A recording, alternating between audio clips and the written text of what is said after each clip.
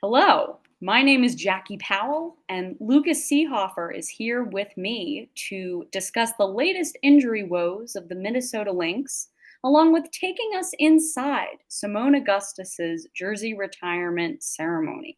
This is Locked On Women's Basketball. Let's go.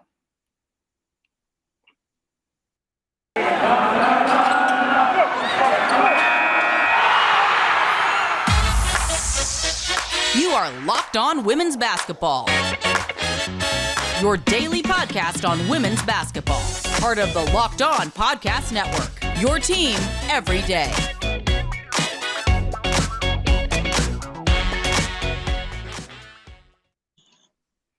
Hello and welcome to the Locked On Women's Basketball Podcast. I am Jackie Powell. I am your host for today, and I am with Lucas Seehafer. And we're going to talk about the Minnesota Lynx.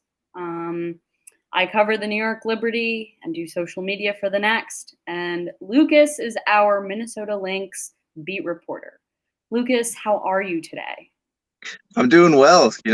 Summer has finally hit Minnesota. Nice and sunny, 75 degrees today. So even though the basketball hasn't been great, can't complain too much. Right. I mean, before we get to the woes of the Lynx, I feel like it is a good time to talk about the latest piece that you wrote at the Next, which was looking at this moment in Lynx history, which was the retirement of Simone Augustus's jersey into the rafters at Target Center. So first thing, take us inside the sights and sounds during that ceremony. Yeah, it was cool to be a part of, cool to watch. The Simone Augustus meant a whole lot to the fans in Minnesota, and vice versa. The fans of Minnesota meant a lot to Simone Augustus. She was made it clear to say that after the ceremony when she was talking to us reporters, and it's kind of a scrum afterwards. She was talking about how appreciative she was of the fans and how nice it was to see all of them again. But yeah, anytime you can have a ceremony to celebrate one of not only the game's greats, the franchise's greats, but an all-time great in terms of basketball, not just women's basketball, basketball in general. Simone Augustus is one of the all-time greats. It was cool to be able to be a part of that, to be able to witness it, hear all the memories from not only from Simone, but from some of the teammates, from Cheryl.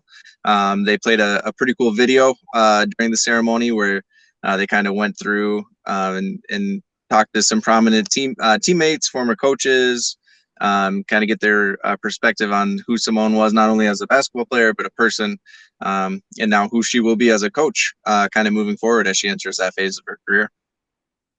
I love that. So I watched that video and I saw that Maya Moore made an appearance in this video. Mm-hmm. So what do we know about that? That was a recent interview, was it not? Yeah, it seemed to me like it was pretty recent. I guess no one specifically asked about it post game, or during the scrum, but it was fun to see Maya's face and on this big screen at the Target Center again, and her presence probably got the biggest round of applause and the biggest cheers that were non-Simone specific during not only that video, but during the whole ceremony. I think it caught a lot of people by surprise.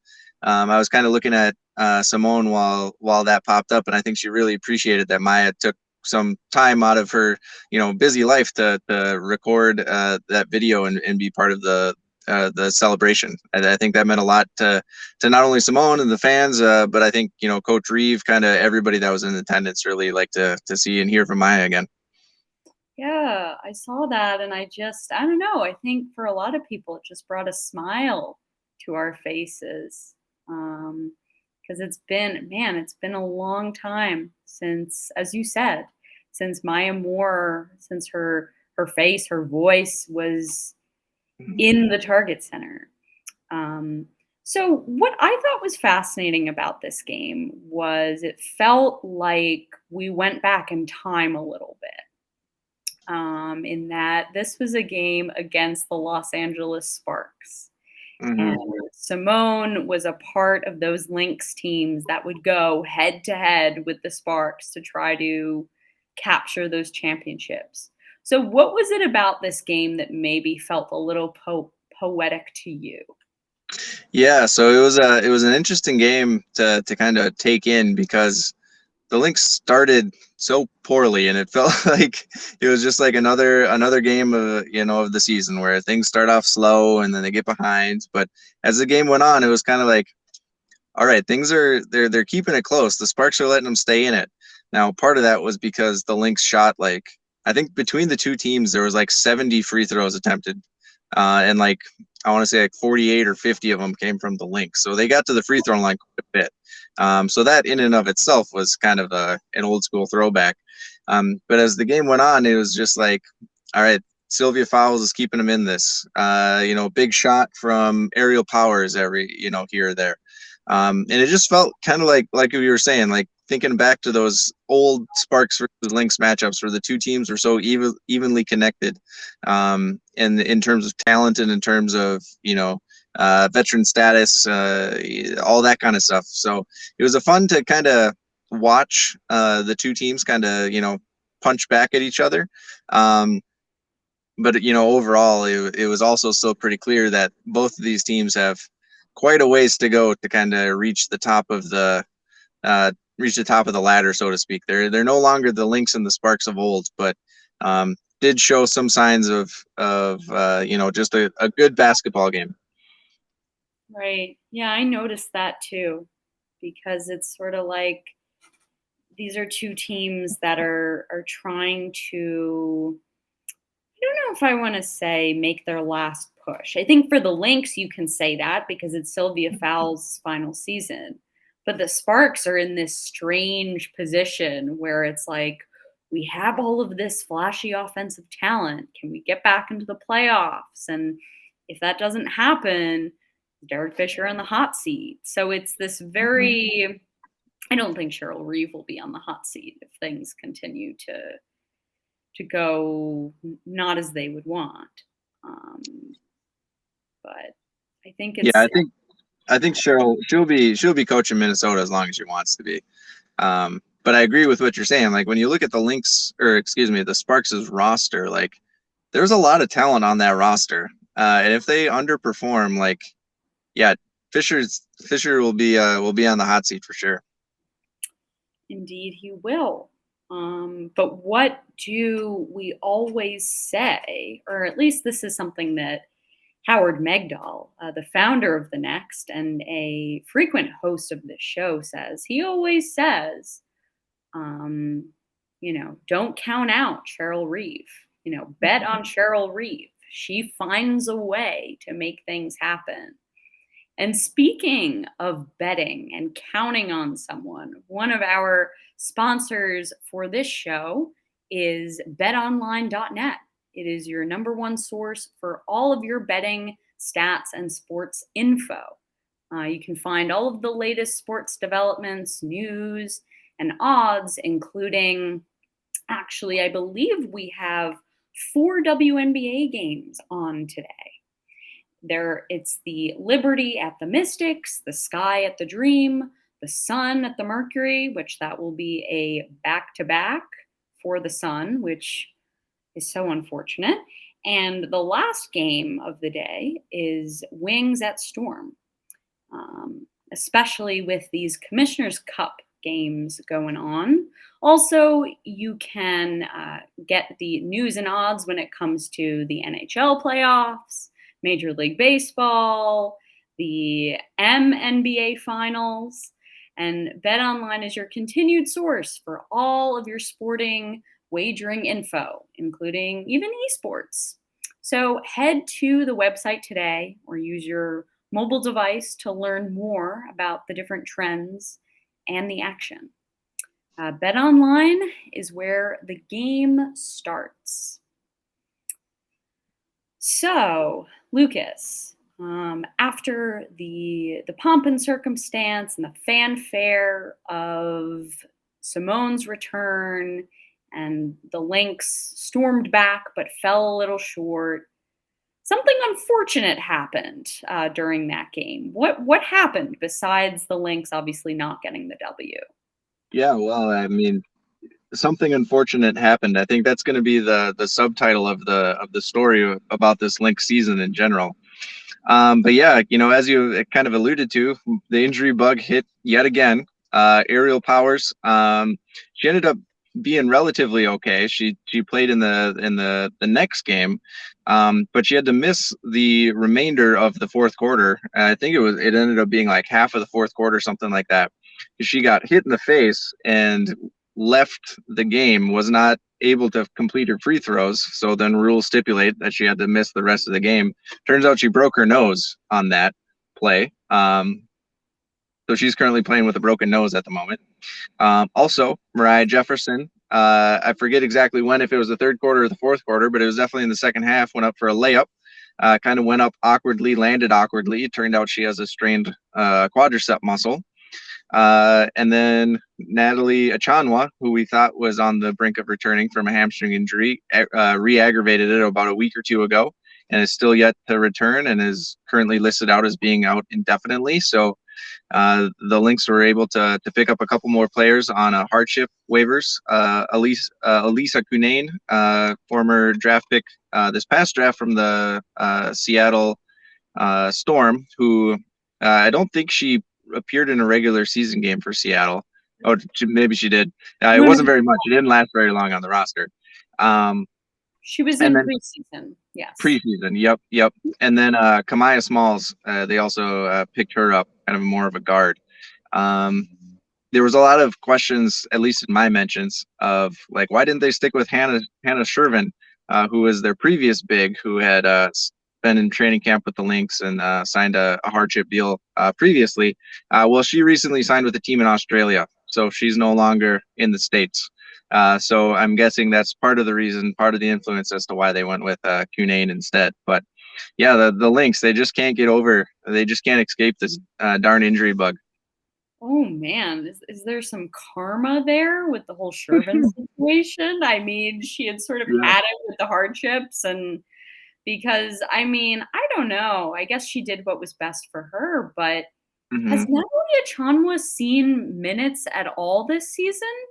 Not very many. She played in the first couple games, but did not play very many minutes. Both of those games, Cheryl kind of made it a point to mention after the game that basically she had left for part of her rotation, and then by the time she was going to be subbed back in, the game had kind of gotten out of control, and Reeve didn't think it was fair to her to risk injury in a game that was not going to ultimately end up in their favor. The ultimate irony being she ended up getting injured like 1 or 2 games later and has not appeared since. So yeah, it's been a rough go of it for not only for the Lynx, but Achonwa specifically. Just can't, right when she feels like she's about to get rolling, whether that's in practice or in games or whatever, that hamstring flares up and she just cannot get over it, unfortunately.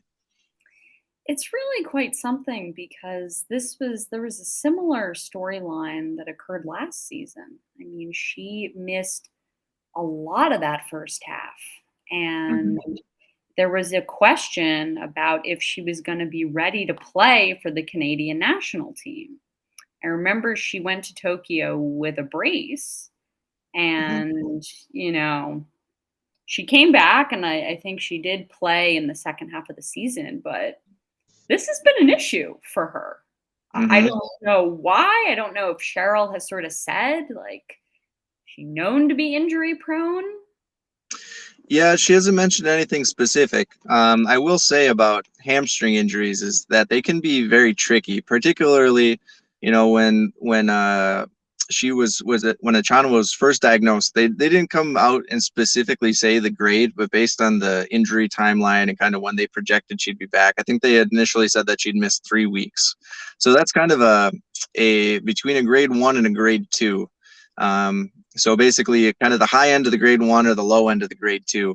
Regardless, that type of injury, that type of hamstring strain, has a tendency to kind of flare up when you push it. Like, it'll feel good for like a week or two, and you'll start thinking like, oh, we're getting over it, this is good, and then all of a sudden, boom, it'll flare up and you'll be back to square one. That's just kind of the unfortunate thing about kind of mild to moderate grade hamstring strains. No word on if this second flare up was worse than the first, other than they did sign a hardship player, so that suggests that she will be out at least 3 weeks. I believe that's the minimum that's required for a player to or for a team to get a hardship contract, is the player has to miss at least a span of a couple of weeks. So I would say, it's beginning of June. Hopefully we can see Achonwa by the end of the month. Yeah, that's really interesting about hamstring strains and that they have these flare-ups. I mean, in the context of flare-ups, I've heard that more talked about with long COVID flare-ups, because on the Liberty I cover AD Dur, and that's something that I've reported on as well. And Dee Richards has a hamstring issue too. So it's interesting for me to hear that. I think the same thing sort of happened to her. They put her in, she played maybe 5 minutes, and, she restrained it. Something didn't feel right, and she was very upset, and she left and hasn't seen the floor since.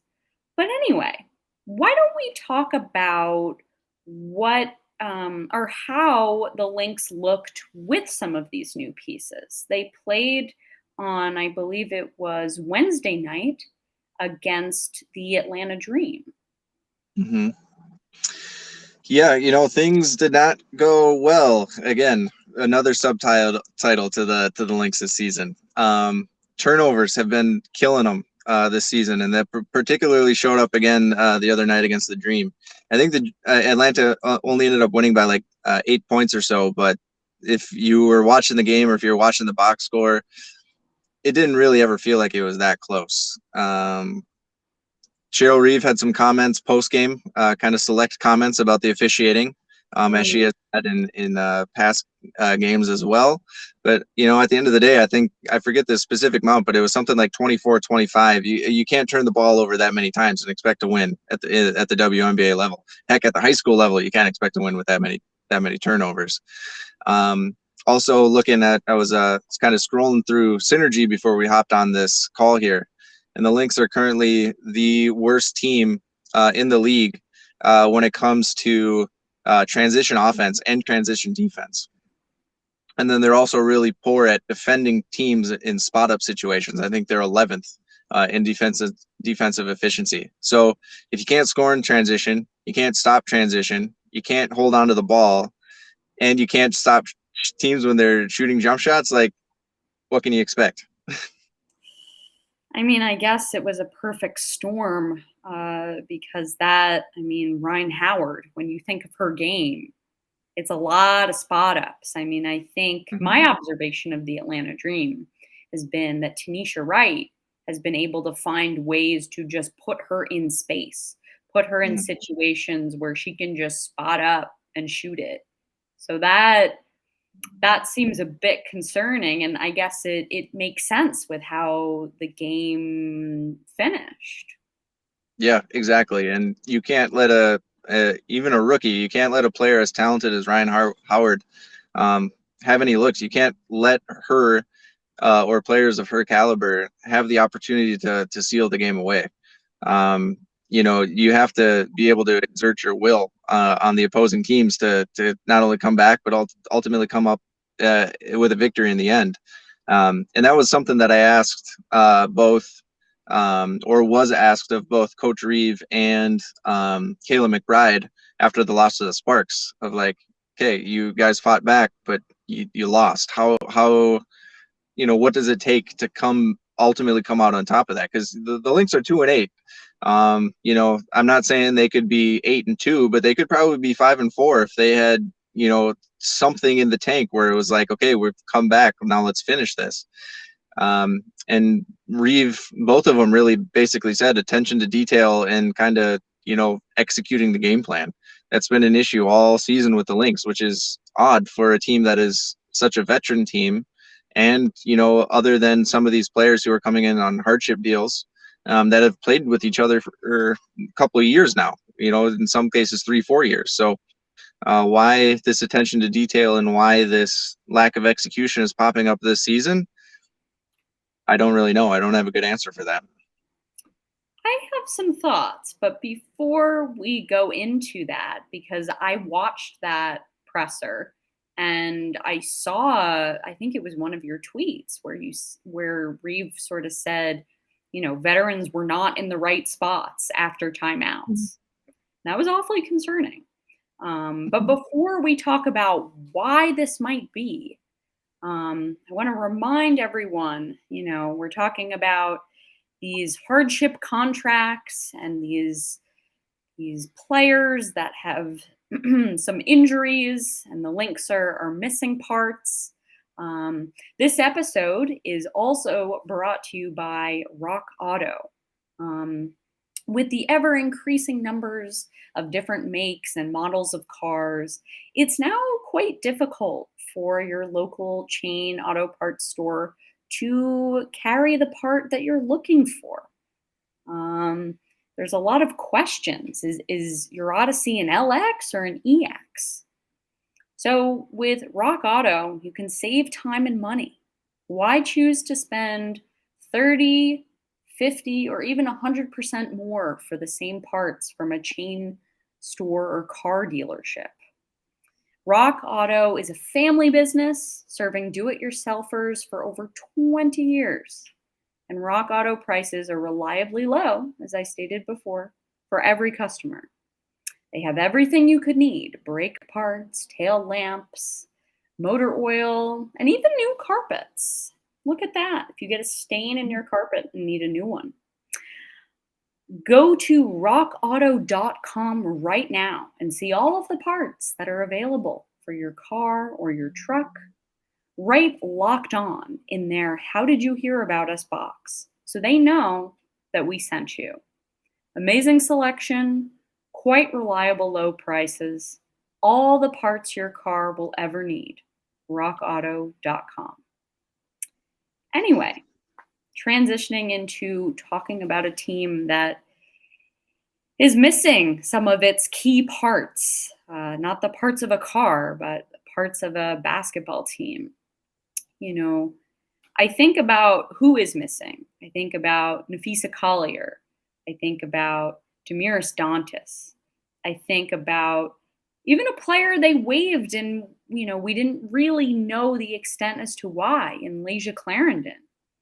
Those were 3 pieces last year that were part of the leadership, part of the heart and soul of the Lynx. And my question for you, Lucas, is how much of an impact do you think, not having those players emotionally has on this team?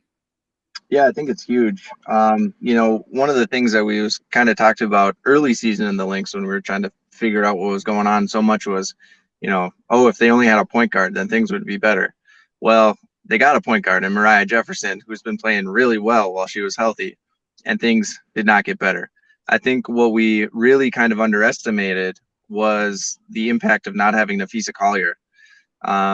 She's a top 5 WNBA player, top 10 for sure. And she does it, offensively. She does it on defense. She's a rebounder. She can kind of play the 3, the 4.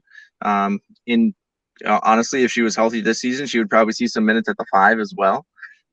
She's just a high quality basketball player. And when you're missing that kind of talent, that kind of leadership, that communicator on the court, it makes things tough, to say the least. Her game specifically fits so well next to Sylvia Fowles. And I think it would fit really, really well along with Moriah Jefferson at the point guard. So it's just really just understandable why she's gone. We're happy for her family situation, but it's really tough for the Lynx at the moment.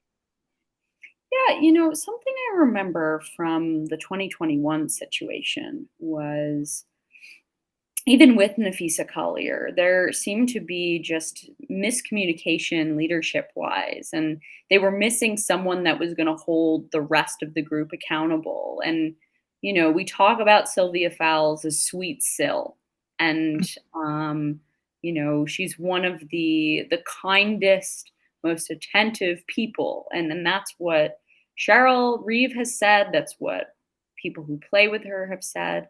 But I just question, is it within Sylvia Fowles' ability to hold her teammates accountable? I think so.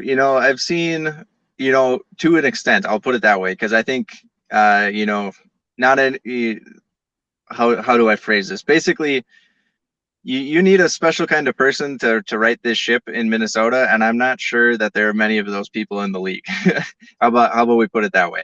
But with Syl, I've seen a lot of people, or a lot of times, during games, during timeouts, like she's barking at her teammates. She's saying, "Hey, we need to step up here. Like we need to do this better. We need to do that better." From everything we've heard post game, whether it's talking to Cheryl or Syl herself or teammates, like she's one of the vocal leaders saying like, "Hey, we need to step up and do this better." Kayla McBride also is doing that as well. Now, granted, she's only been here for a couple of games, but she is viewed as a leader and is highly thought of in the locker room.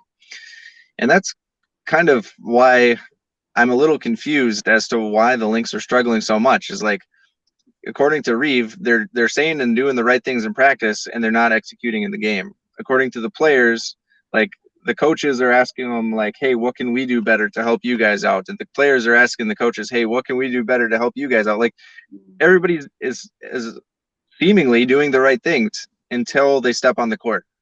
And then everything just has not been working out. And maybe it's just one of those seasons where things just don't work out. That happens in sports from time to time, where it's just whatever reason, something just doesn't work out one year. And maybe the unfortunate thing is this is just that year for the Lynx.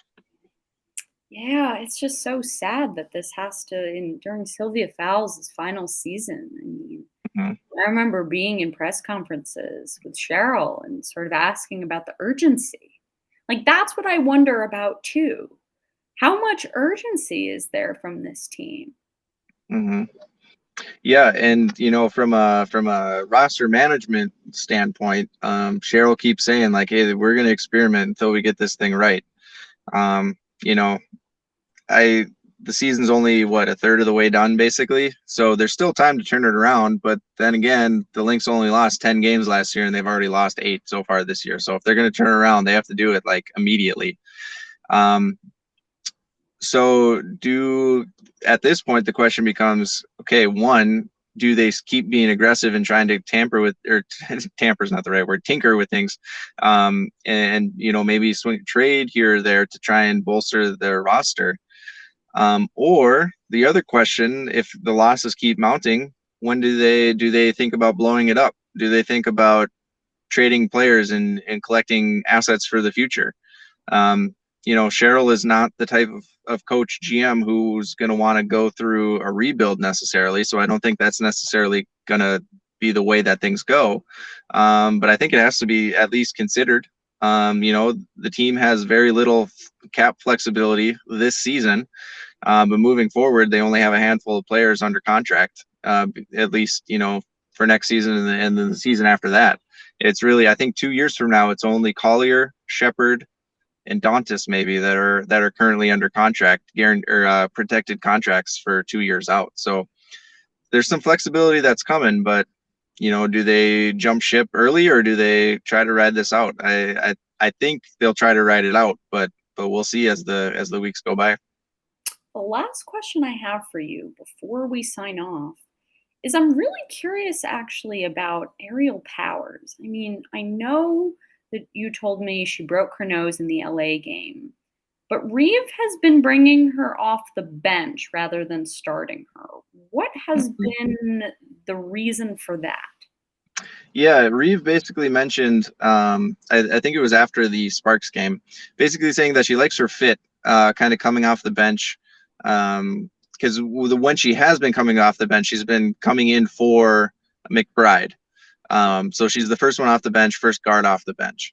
I think the thought process, I don't think Reeve would necessarily come out and say this or hasn't come out and say it, but take some pressure off of Aerial. She's she's been starting. She was at the beginning while, McBride was overseas and Lynx were going through their first wave of injury issues. The offense was basically really predicated on Powers finding her shot and being successful.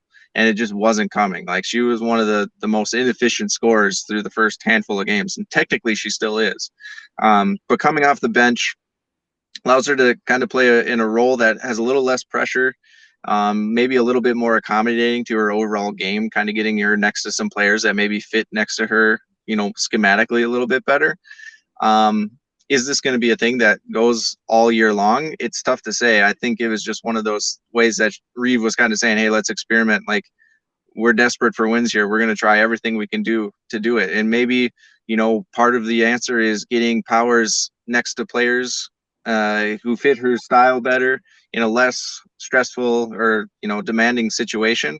And also, against lower quality defenders, against second unit players. I think that's kind of what the thought, and to see if that would jumpstart her efficiency. It has to a certain extent. I mean, if we're being frank, it really couldn't have been worse to start the season. She has had a couple of really good games since coming off the bench.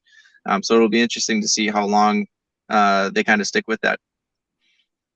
That's really interesting to try to build up her confidence after just missing a ton of shots.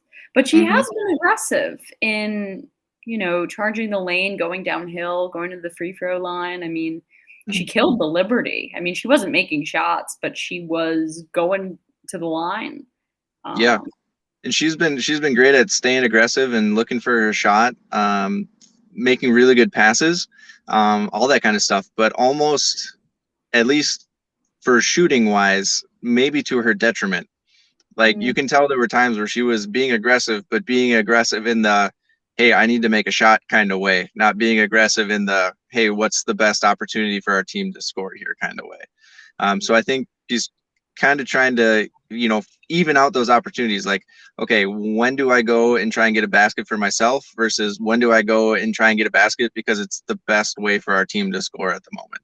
I think those are kind of two things she's trying to figure out at the moment. Ooh, that we have to sign off soon, but that sort of reminds me of what Reeve was talking about after preseason, where she was talking about selfish play. Maybe that's part of it. Yeah, definitely possible. I don't think I can say no. I also don't necessarily think it's Ariel being selfish to be selfish. I think it's, she's an aggressive player. She's a proud player. She knows she's not playing well. She's admitted as much after games. And she's not exactly one to hide her emotions on her sleeve. So I think it's definitely selfish in a, I'm trying to help my team and it's just not working out kind of way, if that makes sense. It absolutely does. Now, before we sign off for the day here on the Locked On Women's Basketball Podcast, Lucas, I want to remind you about that other team, that MNBA team that exists in Minneapolis, right? The Timberwolves. Yeah, I've heard of them. Yeah, a team that has existed, a team that has been a lot less successful than the Lynx. Although this year they did make it to the playoffs. And they won a couple games. Indeed. Progress. So we want to remind you all now, with the NBA Finals upon us, to check out our brother podcast, the Locked On NBA podcast, and all of those team podcasts that fall underneath it. And that has been the latest episode of Locked On Women's Basketball. Thank you for joining us. I'm Jackie Powell alongside Lucas Seehafer. Thank you and enjoy the rest of your day.